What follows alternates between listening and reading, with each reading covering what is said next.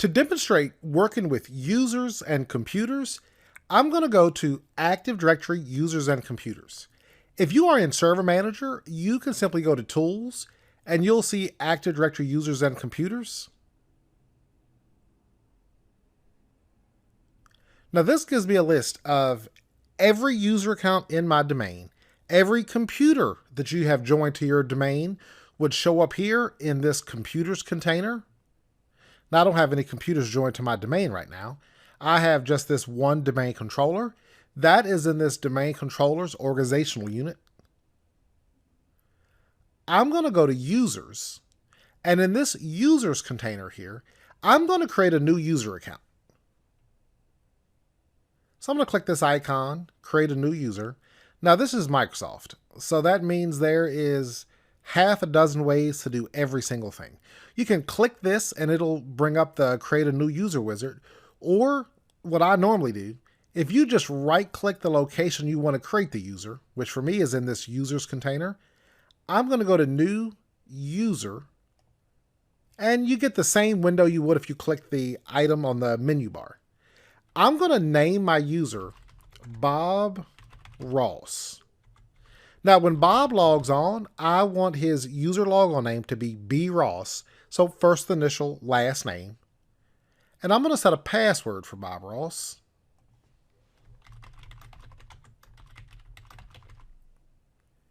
Now, normally if you created a password for a new user, you would always leave checked. User must change password at next logon.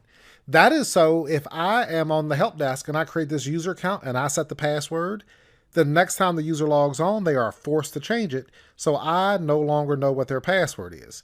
So if anything happens with their account, they could never say, well, Kevin was on the help desk and he knew my password because he said it. We know that would never be true if we require them to change it. But just for the sake of my demonstrations here, I'm not going to force Bob Ross to change that password. You could also say user cannot change password. It's rare, but if for some reason you want the password not to be changed by the user. You could also say password never expires. By default, your password expires every 42 days. Now with this password never expires, it just circumvents that. So you would never be required to change your password. You could keep it, forever. Most environments will have you set your password or reset your password every 30, 45, or 60 days are all pretty common. Some are even 90 days or so, but typically some time frame you would be required to change it. I'll click next and that's it. Bob is created. So right now, Bob Ross could sit at any computer that we have joined to the domain, and he would be able to fully authenticate using bross@rtsnetworking.com and the password I just set, and he'd be logged in. The other common object that we create is a group. So I'm going to right click and I'm going to go to new, and this time I'm going to choose group. I'm going to pull this window down a minute. If you're on the menu bar, this is the new group icon. It would have pulled up the same window I have here. I'm going to name this sales-users.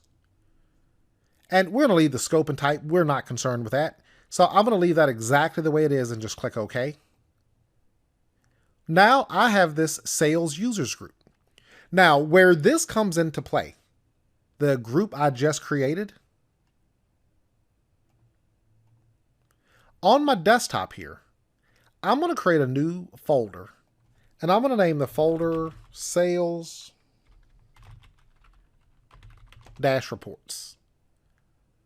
I'm going to right click this and go to Properties. And on this Security tab, I'm going to click Edit. And I'm going to assign access to that Sales Users group. So when I click Add here, I'm actually just going to type SA and check names. And it'll show me if there are multiple accounts that start with SA, it'll give me a list, but there's only one, my sales user, so it automatically populated that for me. So we'll click OK. And now I can decide what permission this group has. I'm just going to leave the default, read and execute, list folder contents, read. So I'll just click OK. This group is now assigned that permission. And I'm going to share this. So I'll go to share. I'm just going to click share this folder. And for permissions, it says everyone right now. I'm going to remove that. And I'm going to click add, and I'm going to add sales users back in. And OK. And we'll just say they have read. That's fine. And I'll close that. That is the purpose of a group. I have now assigned read access to this folder to that sales users group. So now, if I were to go back to Active Directory, when I go to this sales users group, there is a members tab. If I click add, I'm just going to make Bob Ross a member. I'll just type BO. Check names, Bob Ross, and OK. Bob is now a member of this group. So whatever resources this group has been assigned access to, Bob Ross now has that access. Now in a later lesson in this course, we do work through all the NTFS permissions, the share permissions. So we do a deep dive on that in a later module.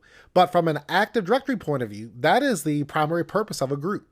If I have 500 sales users and they all need access to that folder, I don't want to go to the folder and add 500 users individually. What I would want to do is have a group like sales users. When these users are created, I simply make them a member of the group. Then I can assign permissions one time to that sales users group. I know it's going to be inherited by all the members of that group. Pretty awesome. It's one of those things that is far more planning than configuration, because the configuration takes just a couple of seconds. All about planning to make sure you have the right groups, users or members of the right group so they have the access they need. Just those types of things would be the primary concerns.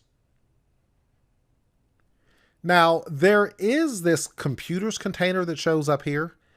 Typically with a computer, you will just join the computer to the domain from the local machine. So if I have just installed Windows 10 on some new computer in my company, I'll go through System Properties and join it to the domain. When I do that, it will automatically show up here in this computers container. That is the most common way computers are joined to domains. However, if you right-click this, there is an option to create a new computer. This is called pre-staging. So if I had a computer, I'm just going to say RTS Client 1 is the name of this computer. I could go to a computer named RTS Client 1. Let's say that's your Windows 10 machine. You've installed the operating system, and it's in a workgroup, and it's named RTS Client 1. Well, now when you join it to the domain, it will simply attach itself to this object. Now, you do not need to do that. I mean, I can delete this. Because once you join a computer from the client side itself, it actually joins the domain and it facilitates creating its own computer object automatically. So you would just see it show up as soon as you join the domain. Pretty fascinating. Considering you can have thousands, tens of thousands, hundreds of thousands of users and computers in the same domain, you can actually, theoretically, Microsoft says you can have 40 billion objects in one domain. So the domain itself is really infinite in size. I mean, you'll never get a message that tells you you cannot create a new user because the domain is full. That's impossible. So this is all about structure and design. The organizational units we talked about, if I wanted to create a new organizational unit, I'll just go to New Organizational Unit is in the list. And I'm just going to name mine Sales. I'll click OK for that. And now I have my Sales Organizational Unit. I could even go back to my users. Let's say Bob Ross actually works in the sales department. I want his account to be in that Sales Organizational Unit. I can actually right click and go to Move. And I can simply choose Sales and click OK. I'm actually going to cancel that though. You could also click Bob and just drag to Sales. You'll always get this pop-up saying that this could affect how policies are processed, but I'm going to say yes for that. I'm also going to move the Sales Users group. I'm just going to click and drag that as well. And you get that same message, but I'll click yes. Now, when I click on sales, I see Bob Ross and my sales users both show up in that location. So that is our brief walkthrough of creating a new user account, creating a group, adding the user to the group, and creating an organizational unit.